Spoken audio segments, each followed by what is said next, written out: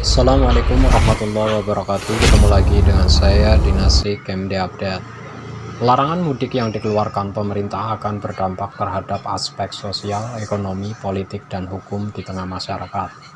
Demikian disampaikan pakar politik dan hukum Universitas Nasional Jakarta Saiful Anam kepada kantor berita politik RMOL Minggu 28/3/2021. Secara sosial, kata Saiful, mudik merupakan budaya dan ciri khas masyarakat Indonesia yang secara turun-temurun telah menjadi adat istiadat masyarakat bangsa Indonesia dalam rangka menyambut kemenangan menjelang Idul Fitri. Sementara larangan mudik akan dianggap sebagai tanda pemerintah gagal menangani pandemi, sebab sudah 2 kali masyarakat dilarang mudik saat Lebaran.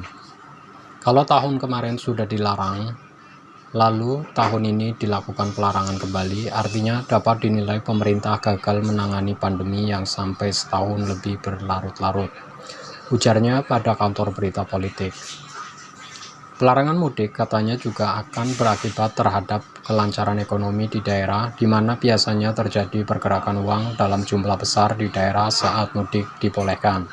Bayangkan pendapatan tol berkurang, hotel minim pengunjung, wisata berkurang, ekonomi masyarakat kecil merosot, bahkan sampai perusahaan angkutan gulung tikar. Selain itu, pelarangan tersebut bertentangan dengan semangat pemerintah dalam upaya menggalakkan pariwisata dan meningkatkan pendapatan serta pemulihan ekonomi karena pandemi, urainya. Secara politik, sambung Saiful, kebijakan pelarangan mudik cenderung pelin-pelan dan seperti tidak ada koordinasi antara instansi satu dengan yang lain. Secara hukum juga dapat dengan mudah dipersoalkan, mengingat larangan mudik hanya dengan menetapkan kebijakan PSBB, maka cenderung bertentangan dengan hukum dan hak asasi manusia masyarakat untuk melaksanakan mudik, tegasnya. Untuk itu saya yakin akan banyak masyarakat yang keberatan dan bukan tidak mungkin masyarakat yang merasa dirugikan akan melayangkan gugatan kepada pemerintah, terang Saiful. Dengan demikian, Saiful menyampaikan beberapa saran kepada pemerintah untuk tidak perlu melarang masyarakat untuk mudik.